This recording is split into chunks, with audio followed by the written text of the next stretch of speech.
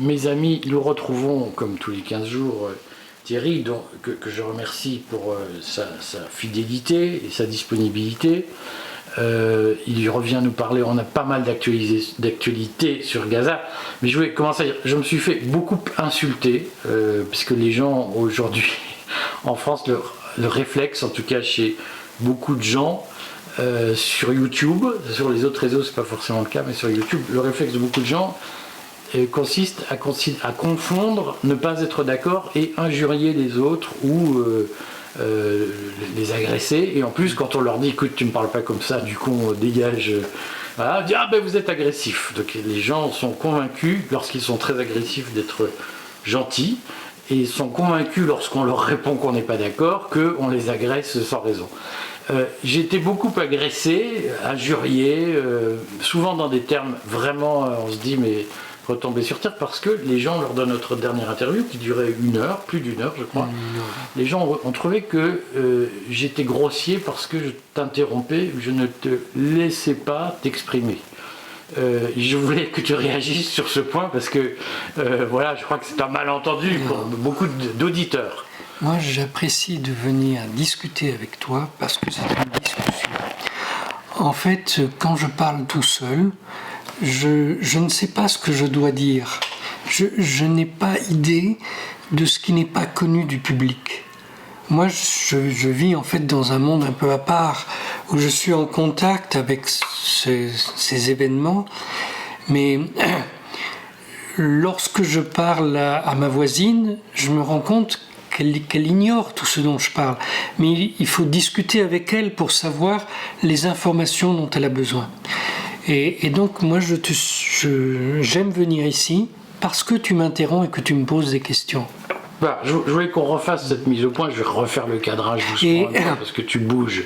Autre chose aussi, je vais parler dans différents endroits, mais ici, j'ai trouvé que la qualité de tes questions était vraiment intéressante, alors que la plupart des intervieweurs que je rencontre ne connaissent pas le sujet, ils ne savent pas les questions qu'il faut poser. Voilà. Donc j'en profite pour redire à ceux qui nous écoutent d'abord qu'effectivement je pense qu'il n'y a pas il n'y a pas de concours de quéquette, si j'ose dire, entre Thierry et moi, voilà. Et deux, je crois à la liberté de la presse. Je pense que une chaîne YouTube n'est pas faite pour offrir une tribune à des gens qu'on laisse parler sans les relancer. Je pense qu'il est important que les supports qui apportent des vidéos, des informations, cherchent une forme d'exigence ou d'excellence, que ça n'ait en rien agressé les invités, puisque j'ai eu plein de zinzins du PR qui m'ont expliqué « Ah, vous avez posé des questions à Asselineau, vous le méprisez, vous êtes grossier avec lui ». La liberté de la presse, c'est interroger les gens et ne pas les laisser dérouler leur fil. Et deuxièmement, je voudrais redire que le Courrier des Stratèges, il a fait le choix de son indépendance, qui est assurée par ses abonnements. Nous sommes très fiers de gagner de l'argent grâce aux abonnements, parce que pour nous c'est une marque d'indépendance, et je le redis, les médias gratuits qui vivent d'audience parce qu'ils essayent de monnayer cette audience sur YouTube, laissent dire tout et n'importe quoi. Et nous, ce n'est pas notre choix. Nous considérons que le peuple français a le droit d'être instruit par des gens qui expliquent comment ils vivent, qui n'en ont pas honte et qui sont à la recherche d'une forme d'exigence. Voilà, c'était la mise au point initiale qui n'est jamais inutile parce que ça permet de dissiper. Mais je voudrais qu'on parle des vrais sujets, des sujets essentiels, Thierry. Gaza, parce que l'affaire russe, les affaires électorales en Europe font qu'on ne parle plus de Gaza, une actualité chasse autre, au fond qu'on en parle beaucoup moins. On s'était quitté fin février, on s'est vu depuis, mais fin février tu nous avais dit on verra le jour du Ramadan si Israël peut s'émanciper de la tutelle des États-Unis et peut notamment brutaliser encore plus le peuple palestinien à Gaza, contre l'avis de la CIA, et tout le monde aujourd'hui essaye de comprendre le fonctionnement du Mikado entre Israël, le lobby pro-sioniste qui est très puissant aux États-Unis, et le deep state américain qui est morcelé. Je voulais que, avant qu'on aborde en effet les points anecdotiques, si j'ose dire, même si tout ça n'est pas complètement anecdotique, qu'on aborde la question de l'actualité de Gaza à partir de ce prisme, de cet écheveau qu'on n'a pas démêlé. Donc, je pense que le summum de cette crise a été atteint le 25 mars, quand au Conseil de sécurité, après 6 mois de blocage complet, les États-Unis ont accepté de laisser passer une résolution exigeant un cessez-le-feu immédiat. Donc pendant 6 mois, les États-Unis ont couvert un massacre et tout d'un coup, ils laissent passer une résolution qui est contraignante par essence, juridiquement, pour exiger la fin de ce massacre. Mais à peine avait-il laissé passer ça, que l'ambassadrice des États-Unis au Conseil de sécurité a dit « mais ce texte n'est pas contraignant ». Alors ça, c'est... Je pense qu'on est dans une contradiction qu'on n'a jamais vue. Puisque ça n'a pas de sens. Simplement, ça n'a pas de sens. Donc pourquoi cette dame a-t-elle voté un texte contraignant en disant 10 minutes plus tard qu'il ne l'était pas? Le problème est aux États-Unis, c'est pas uniquement cette dame. Hein. Pendant 6 mois, elle a été d'une mauvaise foi totale. Elle a utilisé 5 fois son veto. Et tout d'un coup, elle cède. Alors, il faut se rendre compte qu'aux États-Unis, Joe Biden ne maîtrise plus rien. Il était obligé de faire une réunion publique avec ses 2 prédécesseurs, Obama et Clinton, parce que tout seul, tout seul, il va à l'échec pour la campagne présidentielle, c'est évident. Tous les sondages le donnent perdant, absolument tous. Bon. Alors qu'il réussit une bonne levée de fonds. Il a levé 2 fois plus de fonds que Donald Trump. Oui.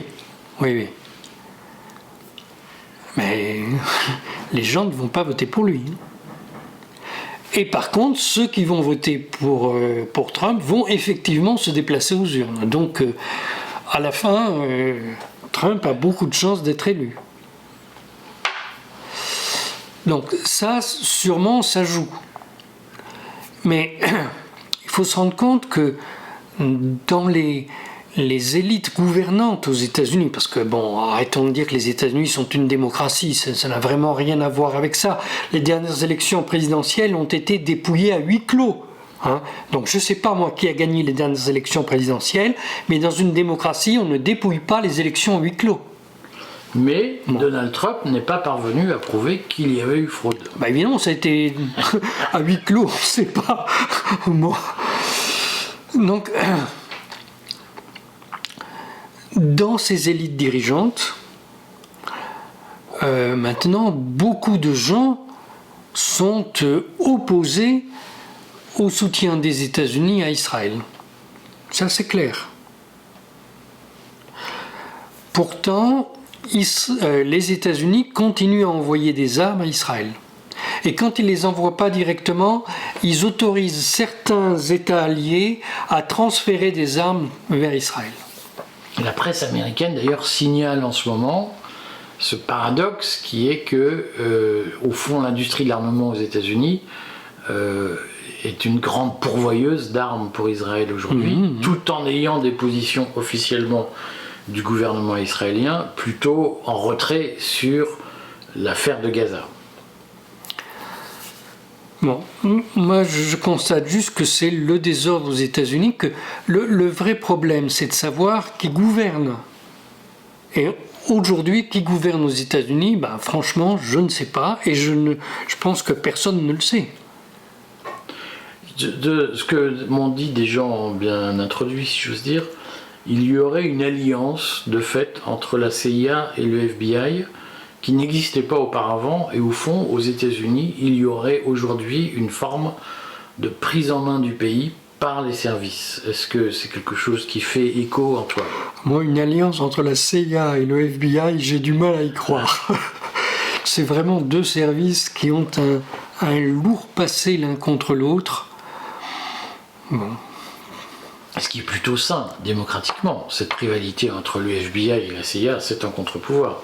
Des gens des services en France disent ils se sont unis, au moins transitoirement, pour orienter la politique américaine. Et l'orienter où ça? Dans quel sens? Alors, il y a un vrai sujet, probablement plus prioritairement sur l'Ukraine, parce que la question, c'est que, de ce que je comprends, mais tu sais, tu as toujours plein de sources qui se contredisent ou qui varient, donc on prend ça avec des pincettes, mais il y aura un consensus aux États-Unis pour pousser à la guerre en Ukraine, face à un Biden qui est plutôt hésitant.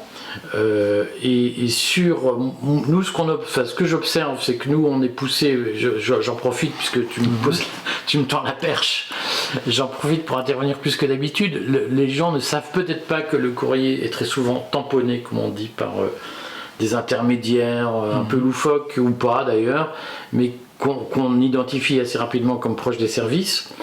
Et nous sommes tamponnés par notamment un acteur qu'on a identifié depuis longtemps, et qui nous dit mais parlez donc du sacrifice du peuple palestinien. Et que si on reprend la philosophie girardienne, on comprend qu'au fond, il y a une doctrine, mais qui existe chez un certain nombre d'opposants. On avait cité le nom d'Idriss Aberkan, à qui je donne très volontiers un droit de réponse quand il veut.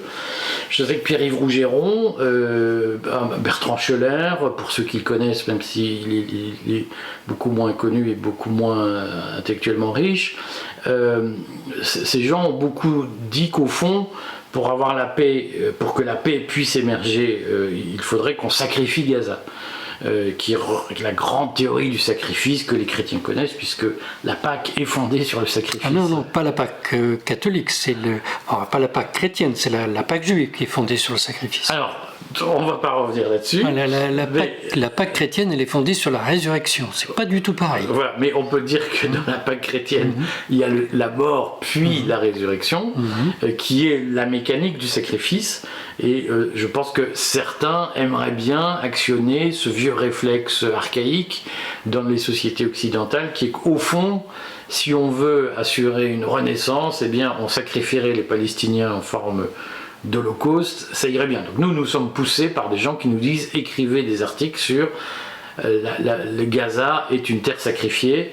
Et depuis D'ailleurs, il y a un livre qui vient de paraître dont le titre est Holocauste au pluriel. Et alors je ne sais pas qui l'a écrit. Si, Gilles Kepel. Voilà. Donc chacun prend ce qu'il veut. Moi j'ai retenu depuis le Covid, puisque le Covid, un jour peut-être que je raconterai les opérations d'infiltration cognitive, mais je vois bien qu'on essaye de nous faire mettre le doigt dans la théorie du sacrifice, et je vois bien qu'il y a dans ces narratifs qui sont distillés très souvent à partir d'une stratégie très pro-sioniste, je vois bien qu'il y a dans cette distillation l'idée qu'on devrait accoutumer l'opinion publique en Occident au fait qu'on va sacrifier les Gazaouis pour au fond revenir à l'ordre heureux, pour purifier la société. Donc je pense qu'il y a aujourd'hui une stratégie aux États-Unis qui pousse au sacrifice des Palestiniens, mais c'est un avis subjectif vu de tout en bas et depuis mon clocher. Il y a une énorme propagande dans ce sens. Il faut savoir que cette idée remonte, je ne sais plus exactement quand, mais dans les années 2000-2005, il y a eu un grand congrès à Jérusalem, organisé par les Straussiens, par les néoconservateurs, si vous voulez,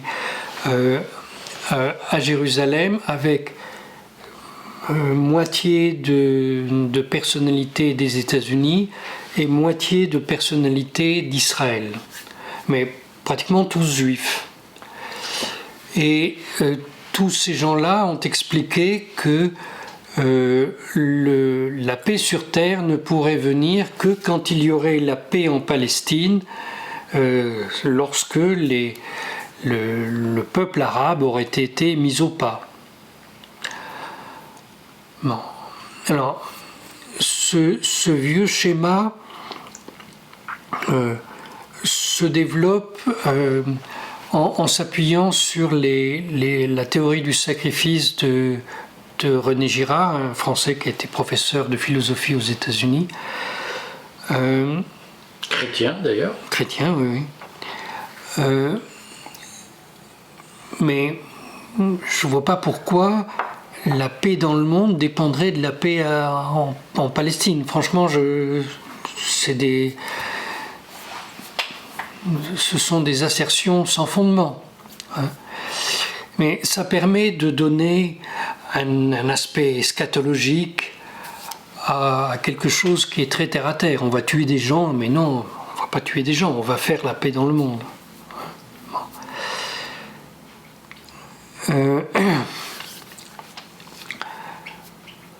Aujourd'hui, en Israël même, il y a énormément de personnalités qui reprennent ce discours.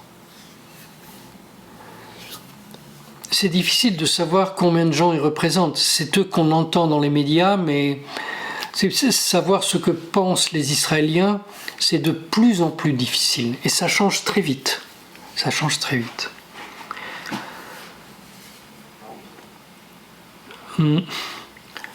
Les grandes manifestations ont repris. À Jérusalem, il y a eu une grande manifestation reprochant à Netanyahou de ne pas en faire assez pour les otages. Expression très vague, puisque ça peut être interprété de différentes façons. Oui, mais les gens protestent parce qu'ils ont le sentiment que cette guerre n'est pas menée dans leur intérêt. Ça, c'est clair. Alors, qu'ils soient capables de se dire le but de cette guerre, c'est de transférer la population arabe loin de nos yeux, ça je ne sais pas.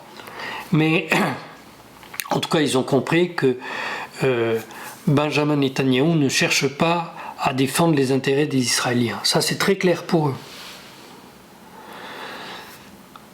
Et bon, pour les familles des otages, c'est évidemment insupportable. Hein.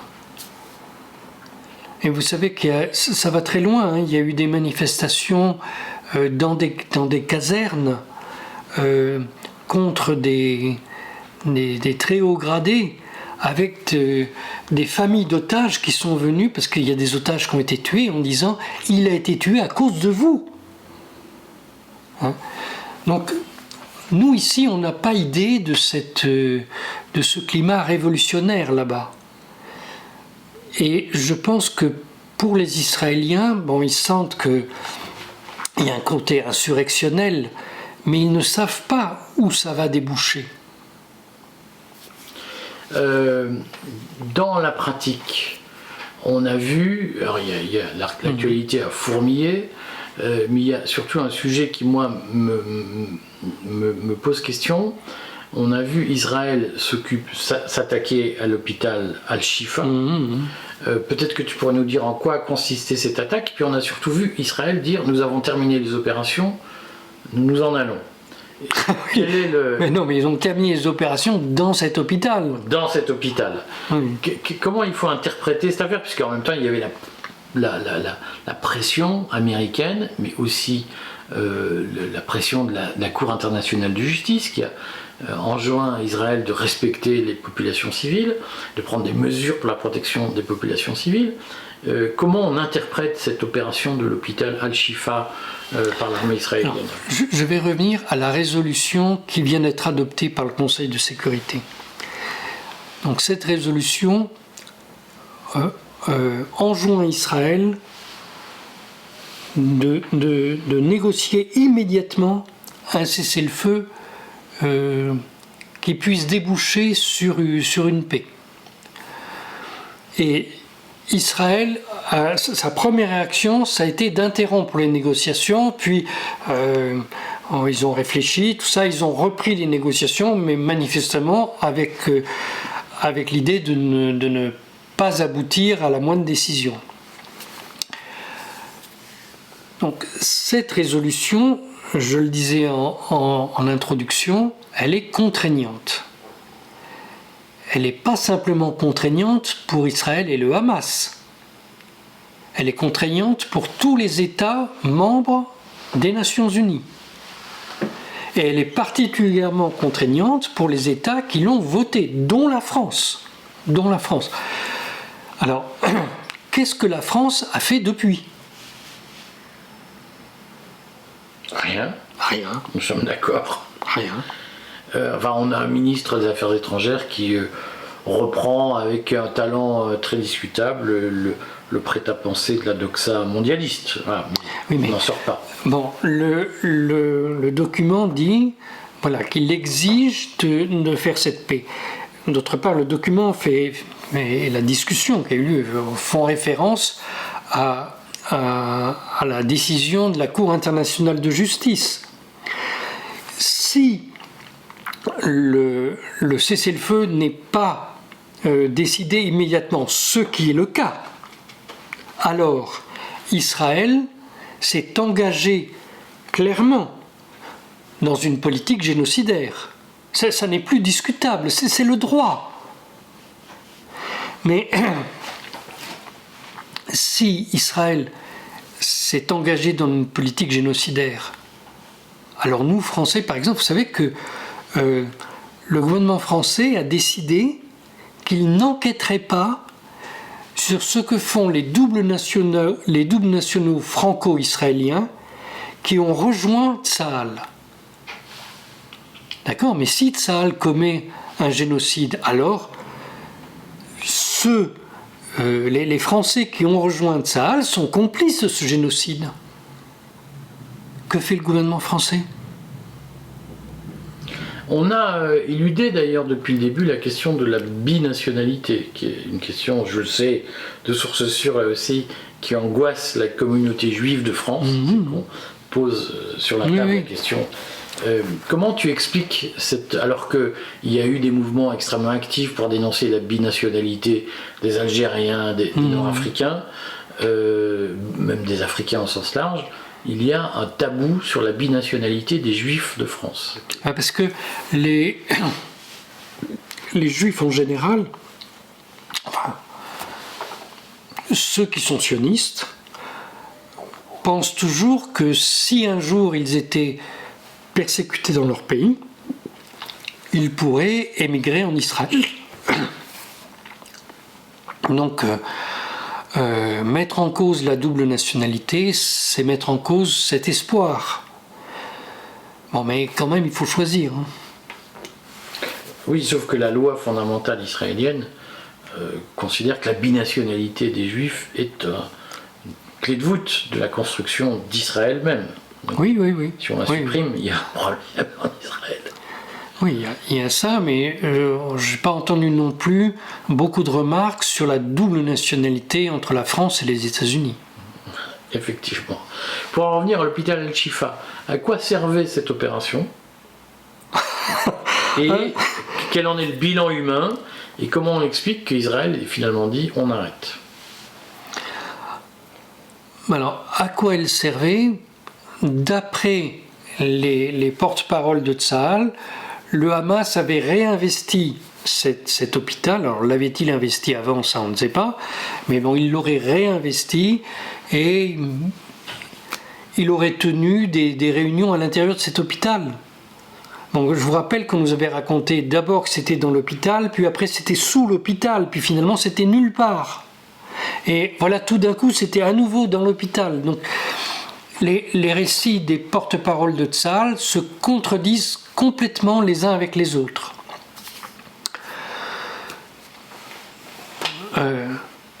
Personne n'a prouvé quoi que ce soit. On a montré des images d'assassinats dans l'hôpital, mais ce sont les forces spéciales israéliennes qui vont assassiner des gens dans l'hôpital et on est prié de croire qu'ils assassinent des dirigeants du Hamas, mais on n'en sait rien.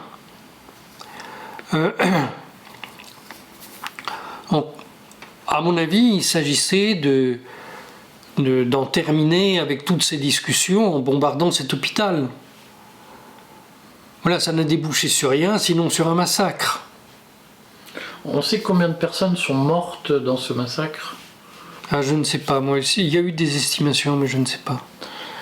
On dit aussi qu'il y a des zones. L'armée israélienne a déclaré certaines zones interdites à Gaza, c'est-à-dire que ceux qui passent dans cette zone sont en sursis, puisque l'armée a le droit de les tuer, quelle que soit leur situation. Est-ce que tu peux nous dire quelques mots de ça? Alors, je ne sais pas quelle est la taille de ces zones. Moi, ce que je remarque, c'est que Israël se donne le droit de continuer des assassinats ciblés. Et pour désigner ces cibles, elle parle de gens qui ont, à un moment, traversé ces zones. Voilà, mais d'abord, de quel droit est-ce qu'elle dit qu'il ne faut pas aller à ces endroits-là? On n'en sait rien, elle n'a aucun droit de dire ça. Si elle dit ça, elle doit assumer sa position de puissance occupante, et donc si elle est une puissance occupante, elle a des obligations beaucoup plus importantes que celles qu'on a retenues contre elle devant la Cour internationale de justice.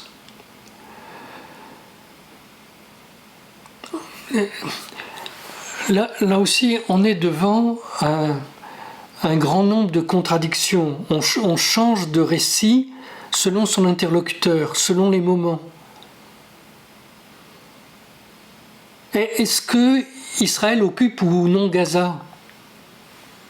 En réalité, on ne sait pas. Parce que, on ne sait plus. Est-ce qu'il y a une défaite militaire israélienne sur le terrain? Alors, la résistance palestinienne dit « nous sommes toujours vivants », ça c'est leur défaite. Oui, c'est vrai. Mais les dirigeants israéliens disent « nous en avons tué un grand nombre et ça c'est notre victoire ».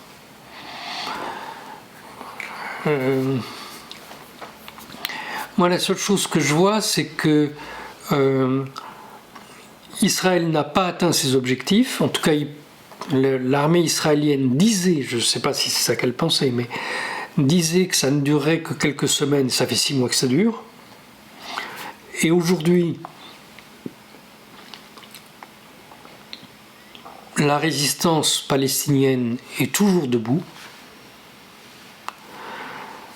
Et sur l'autre front, dans le nord, ils expliquent que, alors ils n'ont pas nettoyé complètement la zone entre la ligne de démarcation et le fleuve Litanie, mais par contre de l'autre côté, le Hezbollah a provoqué l'évacuation de toute la zone frontière du côté israélien.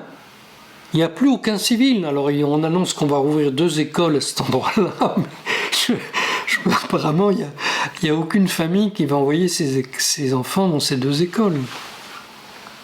Donc, dire qu'il y a une victoire israélienne, j'ai du mal à le croire.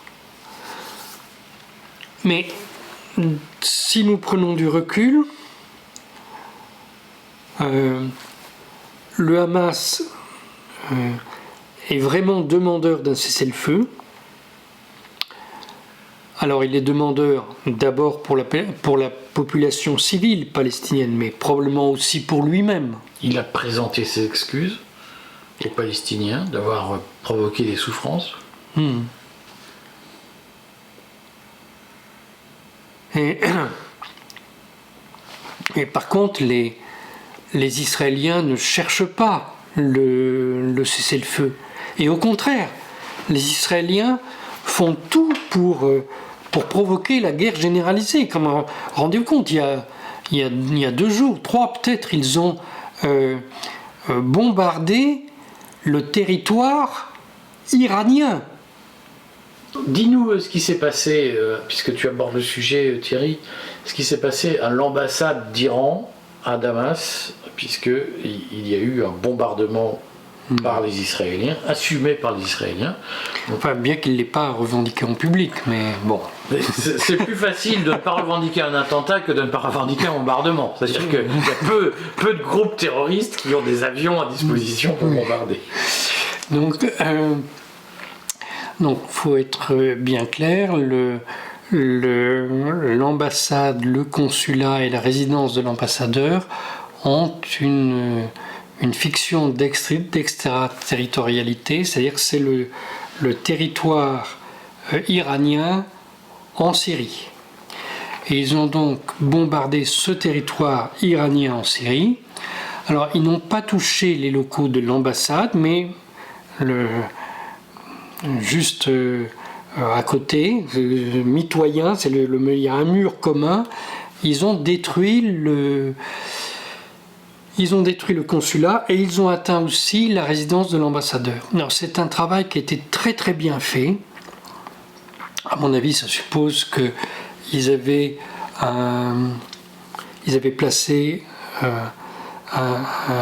des balises dans ces bâtiments.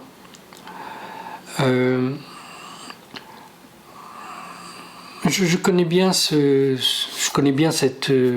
consulat, j'y suis allé plusieurs fois. Et en fait, juste derrière, dans la journée, il y a un marché.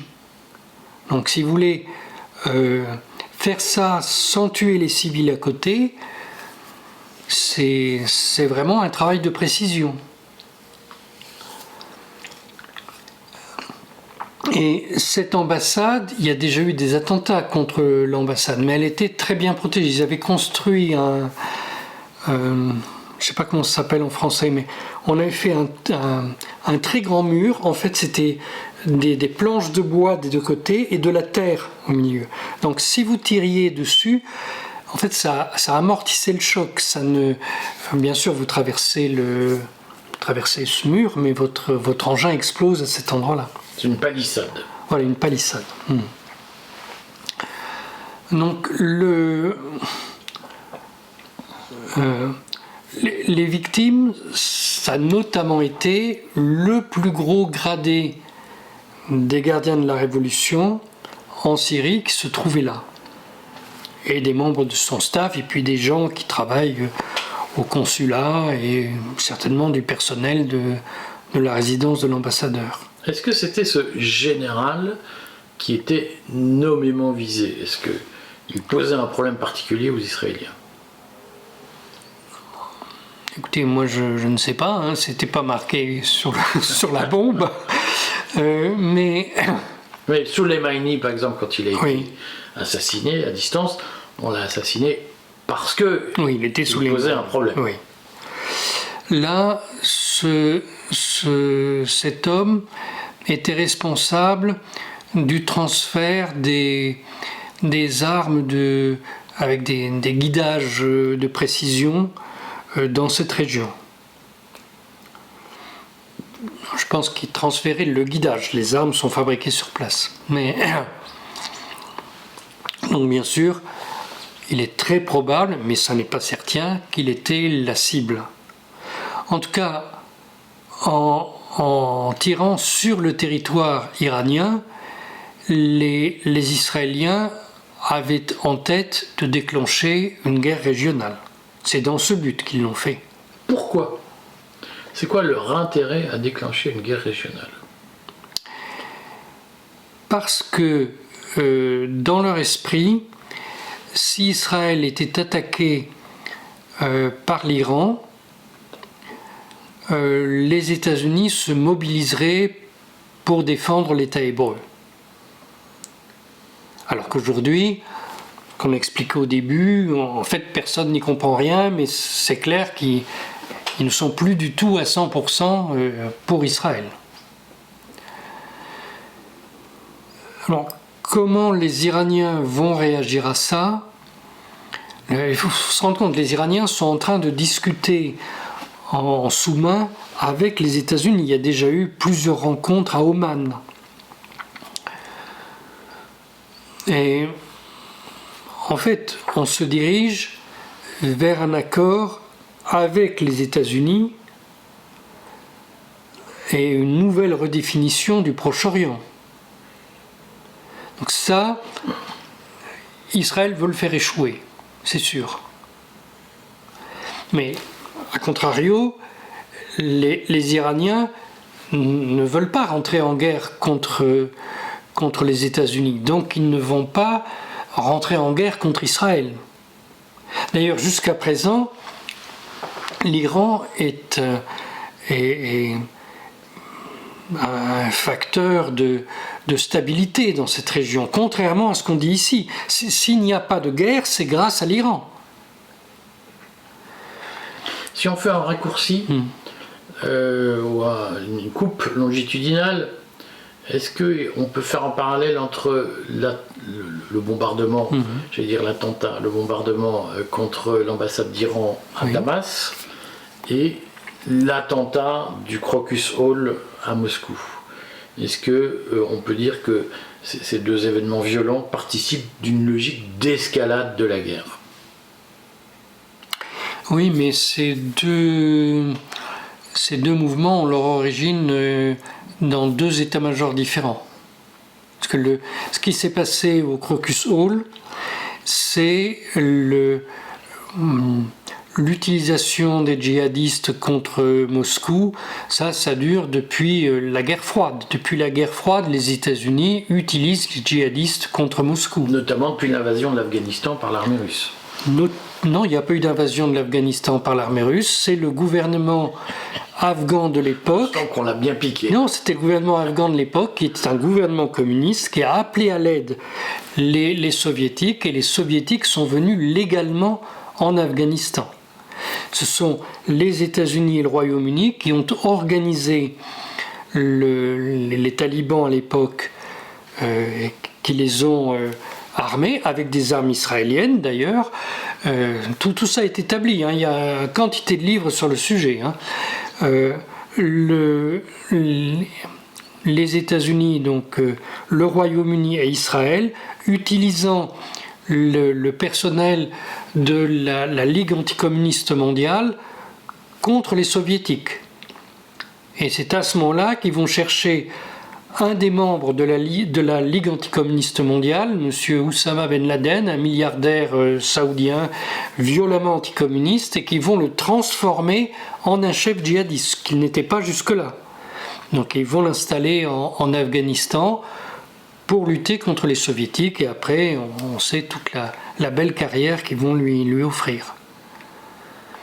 Donc ça, cette alliance qui a commencé, je le rappelle, tout au début de la guerre froide, lorsque Saïd Ramadan, le chef des frères musulmans, et Stepan Bandera ont tous les deux eu une émission sur Radio Free Europe à Munich. Donc on rappelle que Stepan Bandera est le héros de ce qui est du mouvement ukrainien qui a donné naissance notamment au régiment Azov, c'est-à-dire à l'extrême droite néo-nazie ukrainienne, qui exerce une grande influence. Alors, ce sont des gens qui se définissent comme nationalistes intégraux, en faisant référence, parce que Donsov, quand il a leur philosophe dont la lecture est obligatoire dans les armées ukrainiennes, le Donsov, leur penseur de référence, a choisi le terme nationaliste intégral par référence à Charles Maurras. Bon. Donc un Français. Mais alors maintenant les Maurassiens disent que ça n'a pas de rapport, mais ça non, mais ils disent que ça n'a pas de rapport, mais les nationalistes intégraux se réclament de cette filiation. Et aujourd'hui en Ukraine, les vrais chefs de l'Ukraine, ce sont ces nationalistes intégraux. Vous savez qu'on vient de changer le secrétaire général du Conseil de sécurité et de défense du pays, parce que le précédent, qui a démissionné la semaine dernière, enfin il a été viré la semaine dernière, parce que il avait injurié l'envoyé spécial chinois. C'est un truc incroyable. il avait injurié dans des termes invraisemblables et donc on lui a demandé de démissionner. On en a mis un autre à la place qui est exactement identique. C'est également quelqu'un qui explique que les Russes ne sont pas des hommes comme les autres et d'ailleurs ce ne sont pas des hommes. Hein. Donc cette idée de la hiérarchie des races et du fait que les Slaves sont un peuple inférieur, tout ça, c'est toujours présent chez ces gens-là. C'est avec raison que les dirigeants russes aujourd'hui parlent du créneau nazi, du chro-nazi. Mais d'accord pour dire que, évidemment, les deux, entre le bombardement à Damas et l'attentat du Crocus Hall, on est d'accord pour dire que ce ne sont pas deux phénomènes d'inspiration identiques, mais on voit bien que si on admet l'hypothèse comme que l'attentat du Crocus Hall n'est pas je sais plus comment, une maskirovska, je sais plus comment on appelle ça, n'est pas une mise en scène russe, mais eh bien un acte terroriste organisé par des étrangers qui ont intérêt à la guerre, on peut poser une hypothèse sans affirmer qu'elle est sûre. Cette hypothèse, c'est que il y a un intérêt objectif aujourd'hui dans une partie du deep state américain et en Israël à pousser à une escalade vers une radicalisation de l'affrontement qu'on appelait Est-Ouest quand j'étais petit, qu'on pourrait dire occidental contre le reste du monde aujourd'hui. Est-ce que c'est une analyse que tu peux, une hypothèse que tu peux entendre? Ça tout à fait, mais alors aujourd'hui les porte-paroles de cette tendance disent que c'est un affrontement entre le Sud global et l'Occident. Et pas du tout. Ou alors il faut reconnaître que le Sud global est dirigé par la Russie. Il monte très au nord. C'est un Sud très au nord. C'est un peu n'importe quoi. La Russie est aujourd'hui un des pays les plus riches au monde, par rapport à son nombre d'habitants. Hein. Donc, en fait, c'est la continuation de ce qui se passe depuis la fin de la Seconde Guerre mondiale. Ce qu'on appelait la guerre froide, en fait, n'est pas terminée. On a cru, parce que l'Union soviétique s'est écroulée, que cette guerre était terminée. Et en fait, non. Lorsque la Russie s'est relevée, cette guerre a repris.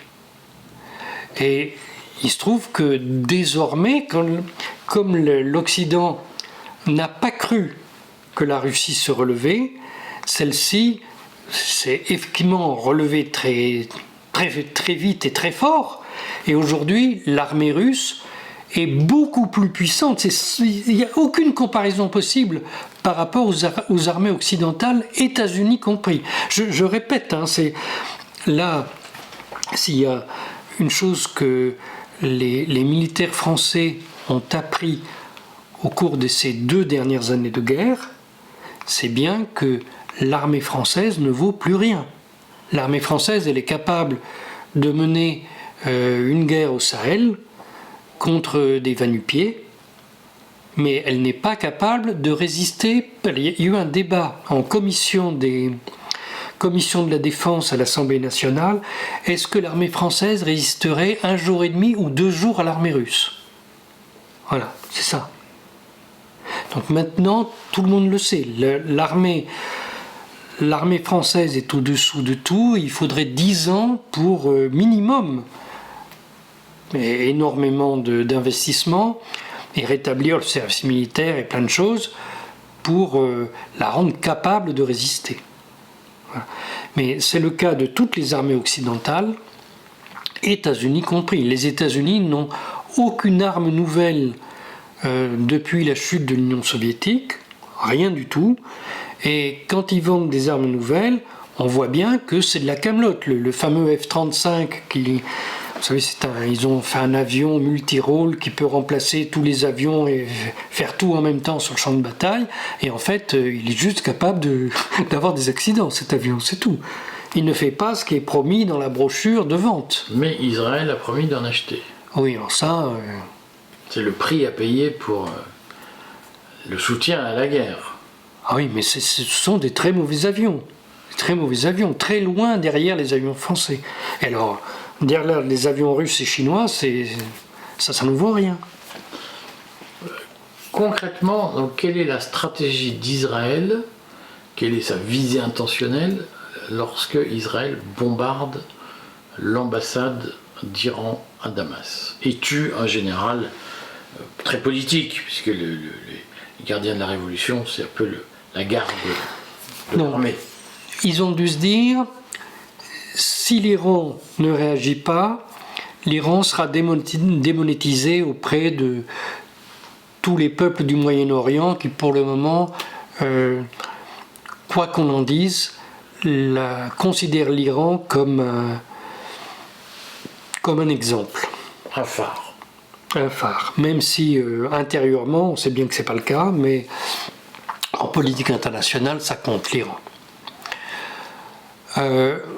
Et si l'Iran intervient, ils vont provoquer une guerre qui amènera les États-Unis à nous soutenir. Alors, le débat a eu lieu à l'intérieur du Conseil de sécurité en Iran, juste après, et avec le guide de la Révolution. Alors, pourquoi avec le guide de la Révolution? Parce que dans le Conseil de sécurité, ça peut paraître bizarre ici, mais ils ont exploré les options militaires qu'ils avaient, les conséquences politiques qu'avait chacune de ces options militaires, mais ils se sont questionnés sur l'exemple qui est le leur, c'est-à-dire la manière dont les grandes figures du chiisme se seraient comportées dans une attaque comparable. Et en fait, l'imam Ali, l'imam Hussein, toutes ces personnalités n'ont pas riposté à des attaques symboliques et dévastatrices de leurs adversaires.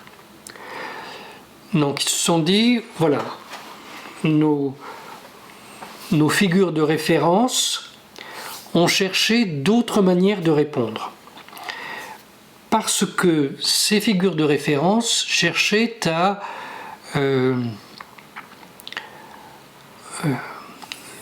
éviter des massacres qui n'auraient pas manqué d'arriver.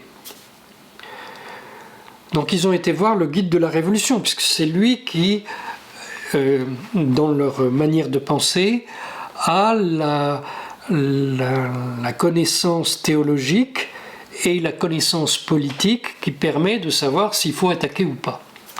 Donc le guide de la Révolution leur a dit, oui, il faut répondre. Alors il faut répondre, mais comment? Donc les Iraniens peuvent évidemment attaquer directement le territoire israélien, mais ça, c'est la guerre générale. Ils peuvent... Est-ce qu'ils en auraient les moyens? Oui. De déployer des troupes au sol? Ah, de déployer des troupes au sol là-bas? Oui. Non. Donc ce serait une guerre aérienne? Oui. Donc, est-ce que ils pourraient utiliser des alliés pour attaquer des intérêts israéliens, y compris sur le territoire israélien? La réponse est oui. Bon, par exemple, le Hezbollah. Le Hezbollah pourrait attaquer un bâtiment officiel de Tsahal, le ministère de la Défense, ou je sais pas, quelque chose comme ça. Bon. Mais là, c'est pareil, ça a beaucoup de chances de dégénérer en guerre mondiale. Donc, une autre solution, ça serait d'attaquer des intérêts importants d'Israël en dehors du territoire israélien. Ça peut être, je sais pas, l'ambassade à Paris. Hein. Mais ça peut être surtout les installations du Mossad au Kurdistan irakien. Le Kurdistan irakien, c'est une extension d'Israël. Hein. C'est une blague, le Kurdistan irakien. Ça n'existait pas avant l'opération Tempête du désert, il n'y avait pas de Kurdes qui habitaient à cet endroit-là. Aujourd'hui, c'est un État kurde, gouverné par une famille kurde, un clan, contre les autres clans. Et ce clan s'est constitué autour d'un personnage qui était officiellement un agent du Mossad israélien. Il s'est fait photographier avec tous les dirigeants israéliens les uns après les autres, les dirigeants des services secrets israéliens les uns après les autres. Il y a quantité de photos de tout ça. Bon, c'était pendant la guerre froide, c'était donc une autre époque. Il ne faut pas interpréter ces événements au regard des clivages actuels. À l'époque, voilà, il avait fait alliance avec le Mossad. Et aujourd'hui, il y a des installations du Mossad à Erbil, même si Bagdad prétend mollement le contraire. Et il y a peu de temps, je ne sais plus, pas un mois ou deux, il y a des alliés des Iraniens qui ont fait sauter le palais privé d'un milliardaire kurde, puisqu'il y a des milliardaires chez les Kurdes, hein, il ne faut pas croire que c'est tous des pauvres. Hein. Ils ont fait sauter le palais privé d'un milliardaire qui avait fait toute sa fortune grâce à Israël, et dans son palais privé, il y avait, c'est sûr, un centre du Mossad. Bon, alors... Moi, je ne sais pas ce qu'ils vont choisir, mais il faut qu'ils fassent quelque chose cette semaine. Hein. S'ils ne le font pas, quel est le risque? Une perte d'influence pour l'Iran. S'ils le font, quel est le risque?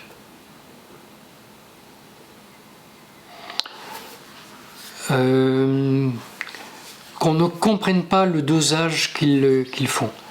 Qu'on surestime ou qu'on sous-estime leur cible.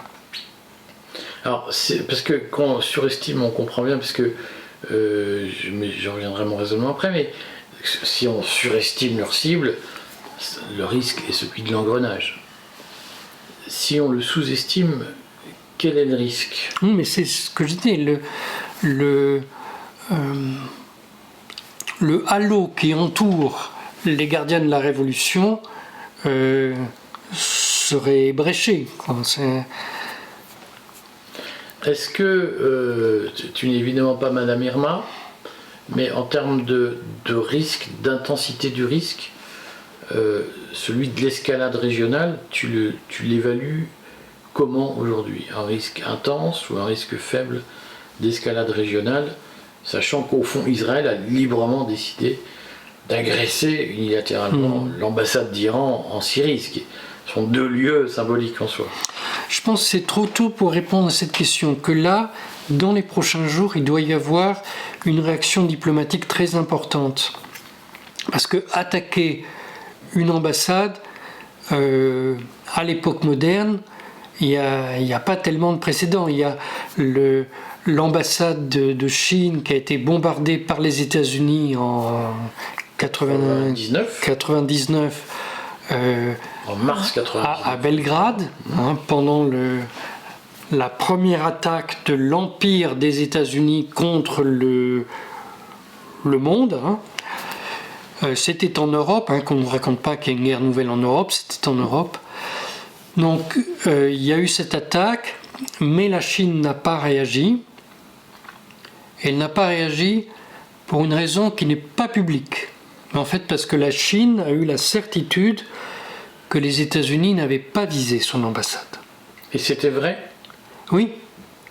C'était les services français qui avaient pris une balise des États-Unis qui avait été déposée sur un bâtiment officiel, sur un ministère yougoslave, et qui avait déplacé cette balise à l'ambassade de Chine. On sait pourquoi il l'avait fait? Je ne sais pas qui avait pris la décision. Moi, j'ai connu l'équipe qui avait été chargée de ça. Mais Donc, il y a ce cas-là. Il y a aussi le cas du bombardement du convoi, c'est un peu avant, c'est en 91, du convoi de l'ambassadeur de Russie au moment de l'attaque de Bagdad. Lors de la première guerre. Première guerre vue de l'Occident en Irak, qui est en fait la deuxième pour eux, parce que eux, ils font la guerre Iran-Irak avant. Donc pour la première guerre contre l'Irak.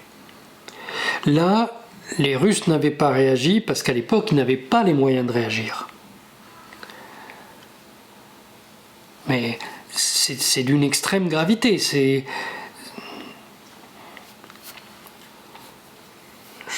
Je pense que tous les États de la planète doivent prendre une position sur ce qui s'est passé là. Est-ce que tu penses que l'OTAN, comme je le dis, je te pose la question parce que je le dis dans le courrier, est-ce que l'OTAN a activé le parti de la guerre?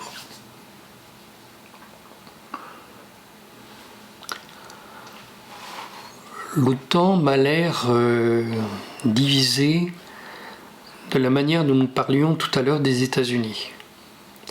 Alors actuellement, il y a une campagne qui vient d'être déclenchée aux États-Unis. Alors, vous n'avez peut-être pas remarqué ça dans la presse, mais il y a eu plusieurs émissions à la télévision et des articles, mais ça a commencé sur CNN, en faisant remarquer que Hawaï n'est pas protégé par l'OTAN. Donc moi j'ai découvert, je ne savais pas à ce moment-là, j'ai découvert que dans le traité de l'OTAN,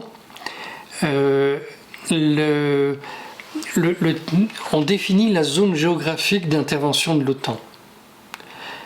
Et ça ne comprend pas le Pacifique et l'océan Indien, uniquement l'Atlantique. Donc ça exclut Hawaï. Mais ça exclut aussi, soit dit en passant, tous les territoires et départements d'outre-mer français, à l'exception de Saint-Pierre-et-Miquelon. Et dans le traité de l'OTAN qui a été signé en 1949, il y a une exception qui est précisée en disant les départements français d'Algérie sont couverts par le traité de l'OTAN. Donc s'il y a une attaque sur ces territoires, l'OTAN se mobilisera. C'est pour ça que les États-Unis ont soutenu le putsch des généraux à Alger en 61 contre De Gaulle, parce que De Gaulle voulait faire l'indépendance de l'Algérie. Les États-Unis qui avaient aussi soutenu le FLN. Oui, mais à ce moment-là, justement, le FLN s'était considérablement rapproché de Moscou et les États-Unis voulaient empêcher le FLN de remplacer la France au pouvoir en Algérie. Voilà. J'en reviens à la question. Ton diagnostic aujourd'hui, il est plutôt... Mon diagnostic aujourd'hui, c'est... Optimiste ou non, pessimiste? non. Mon diagnostic aujourd'hui, c'est que les États-Unis savent qu'ils ne sont pas en position aujourd'hui de livrer une guerre mondiale. Ils n'ont pas les moyens matériels pour ça. Mais ils sont en train de construire une alliance dans ce but-là. Alors, dans ce but, est-ce que leur but c'est de déclencher la guerre mondiale ou de diviser le monde en deux, comme c'était le cas pendant la guerre froide, un côté Est, un côté Ouest? Parce que ça, ils peuvent le faire très vite, ils peuvent le faire dans les prochains mois. C'est ce que Donald Trump appelait la stratégie du découplage en français, c'est-à-dire une sphère chinoise, une sphère américaine, que le journal The Economist évoque à peu près chaque année depuis quelques années, qu'on appelle plus poliment le de-risking, c'est-à-dire la réduction des risques que représente l'approvisionnement industriel occidental par la Chine. Toi, tu crois à cette hypothèse-là? Tu penses que les États-Unis peuvent se dire on va faire le découplage? Je pense qu'aujourd'hui, il y a une discussion au sujet d'Hawaï, si on fait couvrir Hawaï par l'OTAN ou si on le fait couvrir par le traité Australie. ASEAN. Le traité AUKUS, le traité Australie, Royaume-Uni, États-Unis. Ton sentiment, ça va se faire ou pas? Je crois qu'ils vont étendre leur traité. Ça, je pense que on ne pourra pas l'empêcher. Mais déjà, il y avait eu des tentatives de... Je crois que c'est déjà Stoltenberg qui était allé en Australie et au Japon pour faire rentrer ces deux États dans l'OTAN. Donc on prévoyait d'étendre l'OTAN pratiquement au monde entier. Bon, on fera le point dans 15 jours si tu veux bien. J'aimerais bien quand même qu'on inscrive dans nos tablettes une émission sur le financement de la campagne d'Emmanuel Macron. Ah oui. Est-ce que tu te sens de faire ça? Je vois le rire sardonique. Oui. Bon, je serais bien. Je trouve que ce serait bien de le faire. Ah, dans 15 jours, Thierry? Ah, dans 15 jours.